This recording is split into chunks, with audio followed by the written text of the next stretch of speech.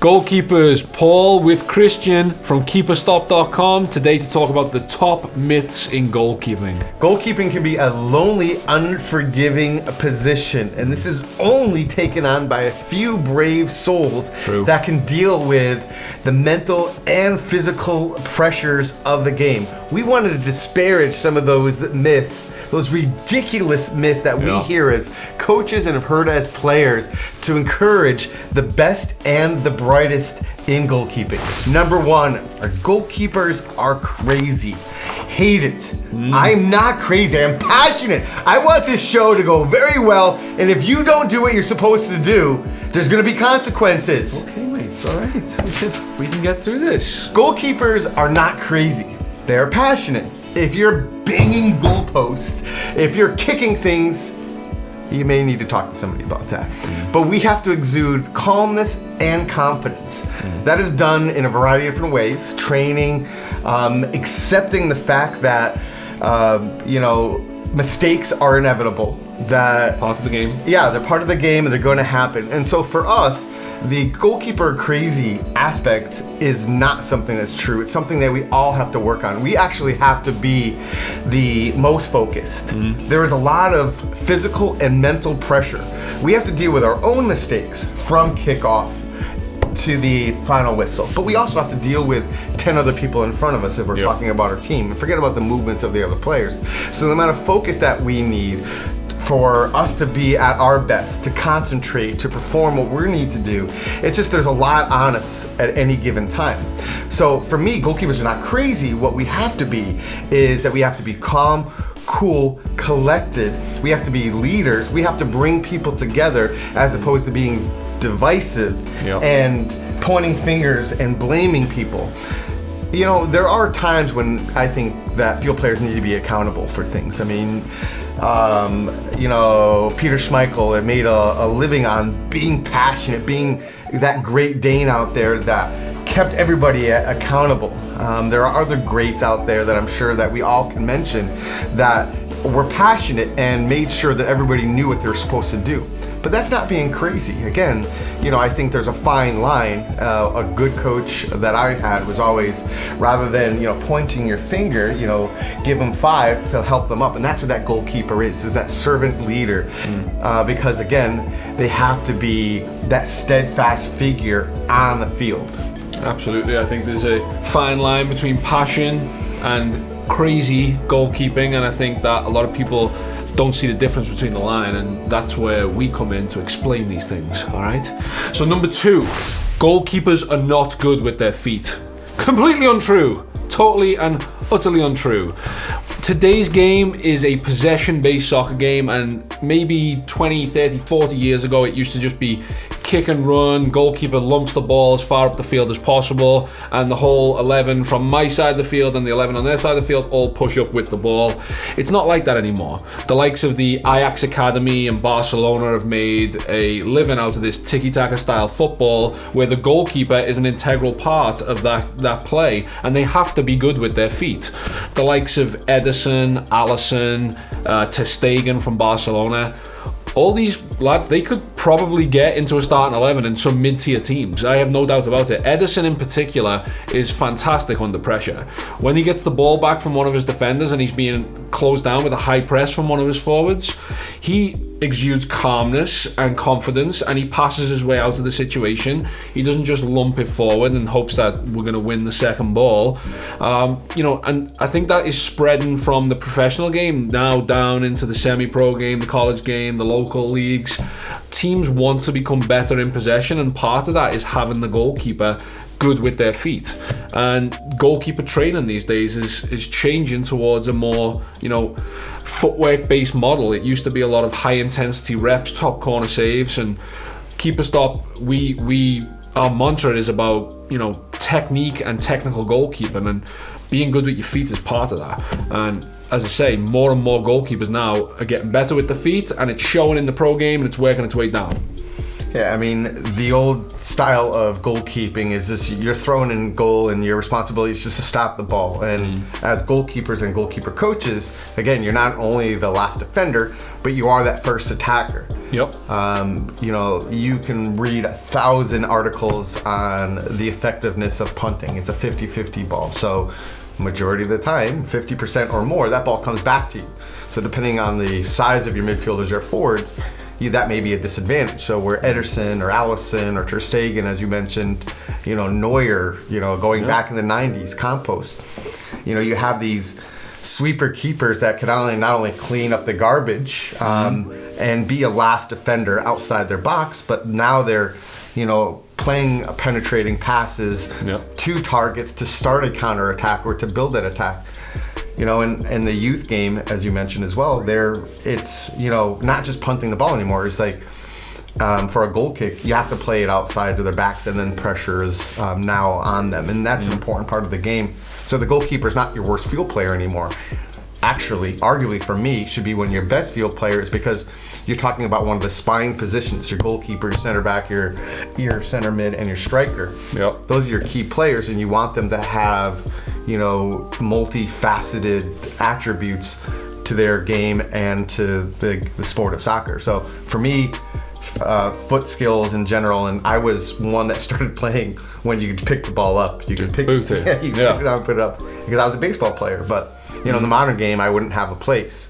I've had to evolve that. And, you know, for youth goalkeepers, we actually always, you know, especially for youth goalkeepers, is play on the field. You can always become a goalkeeper later if you want it to be, but at least 50% of the time you're on the field, learning different positions, learning what the roles and responsibilities are of your outside backs, your center mids, or your outside mids, or strikers. Play 50% in, play 50% out, because, you know, you're going to have, you know, a great field player that all of a sudden is going to be like you were a defender first, right? Defender to start with, yeah. And then you're a goalkeeper. Then became a goalkeeper. And had some great goalkeeper coaching in college, and that, you know, helps you. Yeah. So, Yes. But you were a field player first, which is the most important part. And that's always what you should be, is you are a soccer player first that specializes in the goalkeeping. goalkeeper. Yeah, exactly. The third myth is the advanced goalkeeper training, that you need circus tricks and you need flames and you need bicycles while you're training to excite goalkeepers. And yes, in the internet generation, you know, Instagram, maybe attention spans are not what they used to be, but there is no such thing as advanced goalkeeper training. Pros that we know, pro coaches that we know, they're doing some of the same drills that we're doing. They're doing some of the same goalkeeper training. Catching is the same, diving is the same, breakaway situations. I mean, really what's harder or faster is the shots, the proximity of the service. These are all things that we utilize to increase the pressure, whether it's decision making or how quickly they have to make those decisions. So really what we're doing is, through repetition, we're committing technique to cellular memory.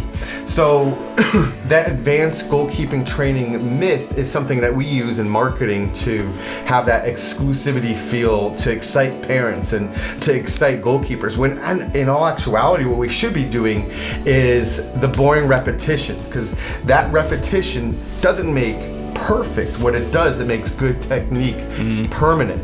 So advanced goalkeeper training, you want to find yourself with a goalkeeper coach environment like Keeper Stop, or there's a million others out there as well that are going to create these environments where you're making decisions, you're challenging yourself mentally and physically. And that's what truly the advanced environment is that you have less time to make the decision, the speed, the movement of the ball. What do you feel about it? Yeah, the expectation is higher. You know, the older you get, the more training you've done, the expectation is, oh, my goalkeeper should be flying through the air in the top corner every save, and it's just not true. I mean, pro goalkeepers will work on top corner saves maybe 20 minutes out of the week before a game, you know, and if that. And the fact of the matter is the pro goalkeepers are doing the same drills that you'll often see your local goalkeeper coach doing, but they do it at a much higher intensity and a much higher consistency level.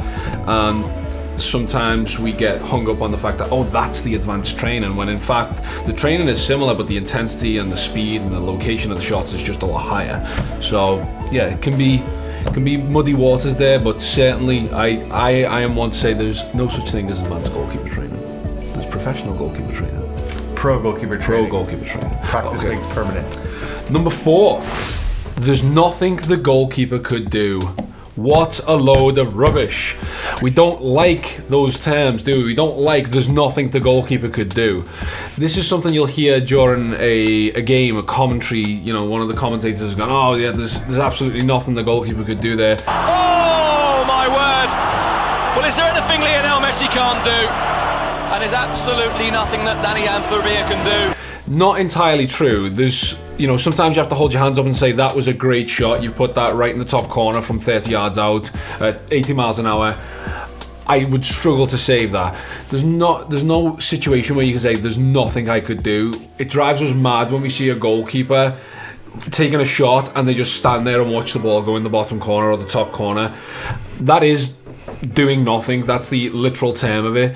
But there is something to be said about giving 100% effort on every single shot, where you may surprise yourself and just get the slightest fingertip to that ball.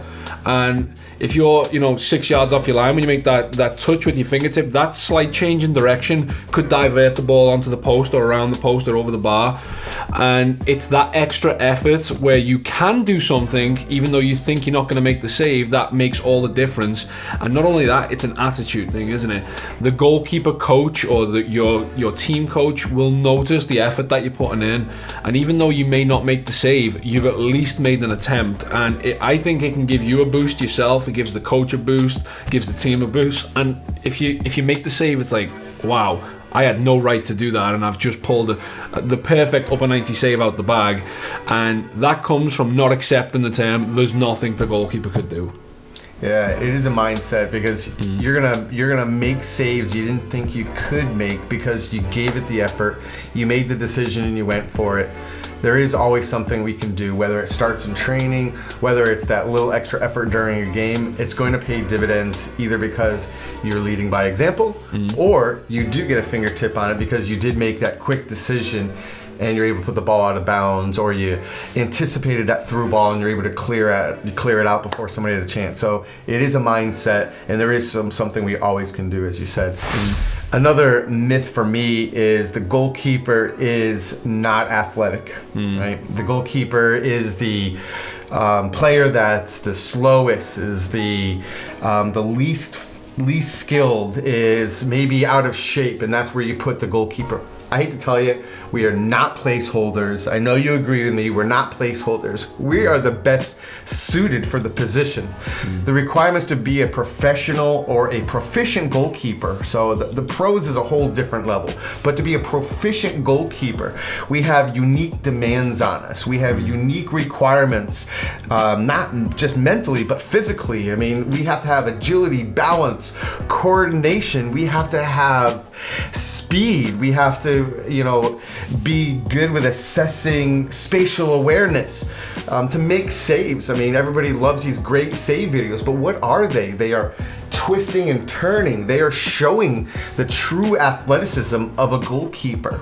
So that's why we feel, coaches, please, you're putting the best athlete, in our opinion, in goal, because they're the ones that can make those saves while going one way. Hey, buddy. While going one way, but you can tip the ball, over the bar or whatever, or contort yourself. Also, maybe we are not running 5 miles during a game like a midfielder, but we do have anaerobic requirements that are special to us. We have to be able to perform at a high level, consistent level, while having physical and mental focus, sometimes for 10, 20 plus seconds at a time. That could be a corner, rebounds, up, down, multiple saves. And that takes a lot out of you, regardless of your position. Right? Imagine wrestling somebody for 30 seconds. You're gassed after that. And that's what the goalkeeper is doing. Left, right, up, down, whatever it is. Maybe they start and now they have to stop. They have to retreat back to their line. That is high intensity. So that's that anaerobic activity that we're speaking about. But going back to what we were saying about advanced goalkeeper training, it is not about just peeling the goalkeeper off and they're working for 90 minutes, up, down, left, right. That's the circus training we're talking about. We're talking about the ebbs and flows of goalkeeper training, where sometimes you're making saves, and other times it's just recovery, it's distribution, it's just handling. Yep. And so that's part of that athleticism, is training that. Can you be focused and take a ball here or here, but then if needed to, you can pull balls out of the corner and twist and turn and contort yourself. So for us, the goalkeeper has to be the most athletic. But last thing I'll say, and it's very important, goalkeepers, don't use that as a crutch. Just because you don't have to run 5 miles during the course of the game. I was one of the top finishers every year during preseason when it came to the running events that we had to do for preseason. So don't use that as, I don't have to run, I don't have to be in shape. You have to be in team shape just like a field player does, but you have different requirements, different performance requirements that are maybe high intensity, more focused. But yeah, and anyone who says that a goalkeeper isn't fit or isn't athletic enough, try going through a goalkeeper preseason in the middle of summer, and we'll see who isn't fit. It's a tough ask, and it grinds my gears a little when an outfield player has the audacity and the gall to say that the goalkeeper isn't fit because maybe they can run a 5 mile quicker than we can. Maybe they do a 5 mile in under 30 minutes, or but if again the use of anaerobic fitness, I was very shocked and surprised. Christian's clearly had his thesaurus out. That is it's a true statement. Thank you, John Cohn. Yes, it's a true statement. It's the goalkeeper has a different level or a different type of fitness and a different expectation. So just blanketed as like a goalkeeper's not fit or a goalkeeper's not athletic, I'm not having it. So the next myth in our top 10 is the wrong hand. Many of you will have heard this. The goalkeeper went with the wrong hand to make that save. This is often applied when a commentator who knows nothing to do with goalkeeping, literally no idea about goalkeeping, watches a shot get curled into the top corner from outside the box, and the goalkeeper goes with their top hand, which would be the one closest to the ball as they extend and dive, or their bottom hand. So just imagine that Christian's head is the ball here. Top hand would be like so, bottom hand would be here, and this is my top hand here. So there is a little truth to the myth, but it's not just a blanket statement. The likes of David De Gea can produce a top hand save out of nowhere. The one that springs to mind was his free kick save against Chelsea many moons ago. That really introduced him as a Premier League goalkeeper. These super athletic goalkeepers that can fly in the air and get vertical to the ground, they can make those top hand saves look very easy, and it's a decision and a choice that they make that save is required, and then they go and execute it. Some other goalkeepers, mainly me, I am not as athletic as David De Gea, and I simply cannot get vertical to the ground when I dive. It's just not going to happen. So I'm always going to be on a little bit of an angle because of the weight distribution that my body has. So when I go to make those type of saves, I'll often go with the bottom hand. It could be the head, it's pretty large, but I tend to go on an upward plane where my bottom hand is essentially going to get me closer to the ball, and I'm pushing off my inside leg and I'm extending that way. And it's a different type of save, but it can be just as effective if it's executed properly, and that ends up being because of the footwork, the positioning in the goal, the readiness when the shot is taken, things like that. So the wrong hand is somewhat of a myth, because whatever way you make the save, as long as you keep the ball up the net, generally, that's a good thing. But don't get me wrong, a top hand save looks fantastic. It's very pretty, but again, not always the right thing to say as a commentator or as a non-goalkeeping person who knows little about the position, for them just to say, oh, he's gone with the wrong hand there, even when they've made the right save. So making a save with one hand is better than making no save at all. Yeah. It's one of those things that you have in your toolkit, right? Is bottom hand versus top hand. So, when you have 0.25 seconds to make a decision or to make the actual save, it is hard sometimes to make the top or bottom choice. It's again, in goalkeeper training, we teach bottom and top and how to use both. But, you know, I would love a commentator or a parent on the sideline to tell a striker next time you missed the goal because you didn't hit it with the outside of your foot and curve it in the corner. Exactly. So I think we're kind of splitting hairs a little bit. We're the scapegoats is what we are. Yeah, because it's easy to focus on successes or failures of a goalkeeper, and going with the wrong hand is one of them. Yep. Another one that churns my butter, that peeves me I like that. to no end, is when coaches, and it's like the ticky-tacky comment that, come on, just ticky-tacky around, but when coaches, come off your line, Yeah. I've had nightmares for years. I spent a lot of money on therapy on that, all right, because of it is not that easy. There is some truth to goalkeepers that may be less experienced and maybe more reserved, and they stay a little closer to their line. But the panacea to solve all goalkeeper problems is not coming off of your line. Let's use examples such as Roman Bürki for Dortmund this season, one of the most improved players of the season. And we're talking about a goalkeeper just over 6 feet tall that before was coming out and trying to claim crosses. And I think he was a little over aggressive in past seasons, and there was a few mistakes or glaring mistakes.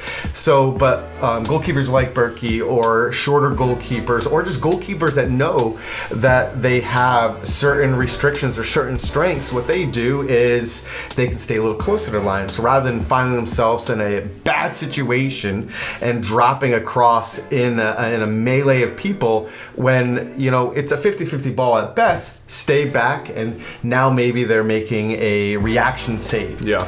So that would be a first example that I would use. Coming off of your line as well is, you know, how many goalkeepers do you see coming screaming off the line on a through ball, and all the field player does is dribble around them or chip them. You know, there are many factors that go into coming off of your line. It's the speed and location of the ball. It's time left. It's location of your defenders, location of second attackers. And we can't forget the obvious, and we've already covered a little bit, but it's physical characteristics of a goalkeeper. Why can Courtois be at his 6? Because he is 6'6". You know, so the likelihood of him getting chipped is a little bit different. But let's talk about shots from distance, or, you know, goalkeepers need time to react. And the balls that are manufactured these days, they're designed to move faster, to create more of an exciting, consistent playing experience. But players are stronger. Players can hit the ball with curve that they, you know, haven't in the past. I mean, they always hit it hard, but now it's free kick specialists that can bend that ball into the corner. So you want to be close to your line, as opposed to what we used to teach, which is be off your line and you can reduce the angle. There are certain examples of when that is appropriate, but there are many examples now when it's better to be more reserved. De Gea is probably the most recent example of, you know, how many goalkeepers would you see in all the top leagues that would get drawn out from a ball at an angle, and they would just get the ball shot into the far corner or over their shoulder, or they're just getting dragged out of the net. You know, I've spent some time with Eric Steele before and had at-length conversations about the development of De Gea, and part of that was stay a little closer to your line when the ball is at more of an acute angle. You can use your feet, you can use your hands. You don't have to be low down here anymore. Be big, stay up as long as possible. Again, it is always important to be decisive, to come off of your line quickly when it's appropriate, but it's not the fix it all time to come charging out, because as we spoke about before, you have to be consistent. You have to be, you know, that last defender out there that uses their mental acuity, uses the experience of how do I mitigate this problem? How do I solve this problem? And we can't be just overly aggressive coming off our line like inexperienced coaches or, you know, fans who we love also always shout for youth goalkeepers. Yeah, it has to be the goalkeeper's decision. It can't be coming from the side of the field or, you know, behind the goal. It has to be your decision and executed the way that, you know, that you dictate. It can't be a decision made by somebody that you don't know if they know how to be a goalkeeper. So, yeah, totally agree. Easy for a striker. If you just come out, blah, they're just like, thank you very much, let's dribble across you. The next goalkeeper myth is don't get beat at your near post. Another one that, there's a lot of pro goalkeepers have their opinions on this. The one quote that sticks out to me is Kasper Schmeichel. He's got a really great quote. Hopefully someone in the post edit here is going to throw that in there for you so you can see it. We've just got confirmation from behind the camera there. So there's a theme here with, again, many coaches, commentators, people who've never played the position just say you should never get beat at your near post, and it's just simply not true. You just don't want to get beat anywhere in the goal. You're a relatively small person in a very large area that you're trying to cover to stop a ball going into a net, so you cannot cover every square inch of the goal. It's just simply impossible. So it requires angles, positioning, footwork, decision making, and that is all in relation to where the ball is. Is the striker shooting right foot, left foot? All these things come into play in milliseconds decision making that you are supposed to know just straight away. You can't just say to a goalkeeper, don't get beat at your near post, when he also has to factor in, I don't want to get beat down low, up high, far post. They all come into play. So, if a striker, especially at the pro level, can hit a ball 80, 90 miles an hour in a relatively tight area, the goalkeeper also has to factor in that if they can do that, they can also open up their body and bend this into the far post, and I need to be able to make both saves. So there has to be a little bit of a gamble on the goalkeeper's part, as I need to cover front and back post, so there's always going to be a little bit of a gap left there, and when that shot goes in that near post, the commentators and the coaches go mad because, you should never get beat there. But the fact of the matter is, that's the closest target, so you've got the least amount of time to react. It's usually down low, so they're the harder saves to make in a quick reaction save.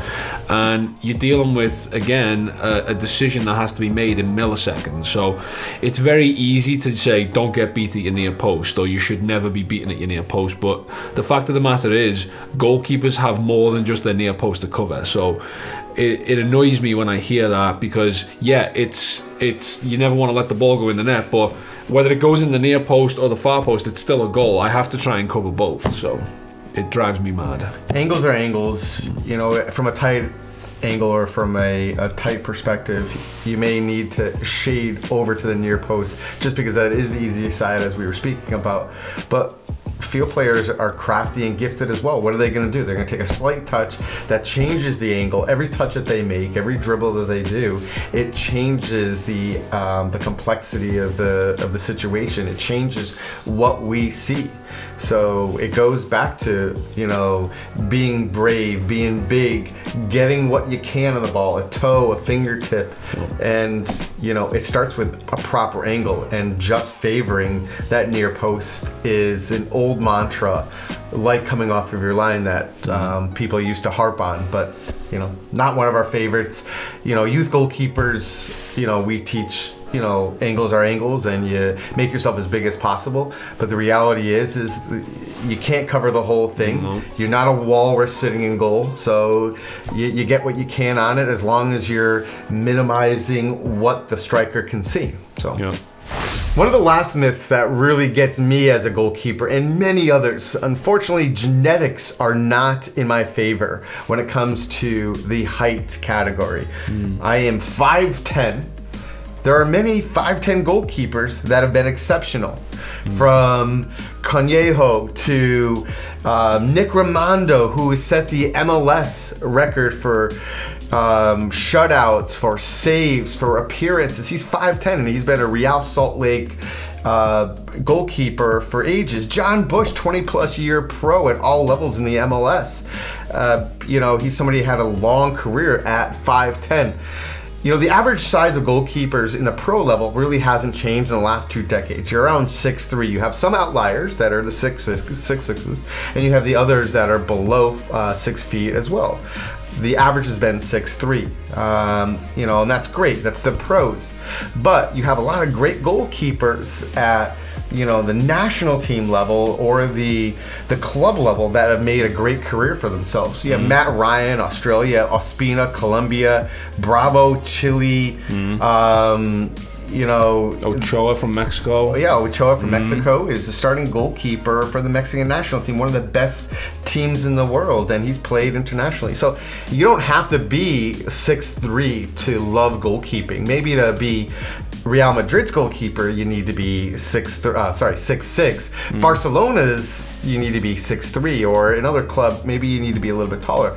But there are a lot of great goalkeepers at that mid-tier section as well. So it's important that goalkeepers don't necessarily need to be tall. We all have our strengths and weaknesses, right? A tall goalkeeper maybe can't get down for a low ball as quickly as a smaller goalkeeper. Maybe that's a myth as well. But we all have our strengths and weaknesses, and it's important to realize that. And it just bothers me when coaches say, well, this goalkeeper is going to play because they are taller and they have a greater wingspan to pull balls out of the corner. That is a fact. That is a quote that I've received myself, and I've heard as well when I've been a goalkeeper coach for others. Well, they're taller. They can get the balls out of the corner. Well, how about the balls at them? How about the balls at their feet? Are they just as proficient? So our job as the goalkeepers that are below 6 feet tall, or even that mid-tier section, is to make sure that we, are good with our feet. We're credible and consistent with crosses.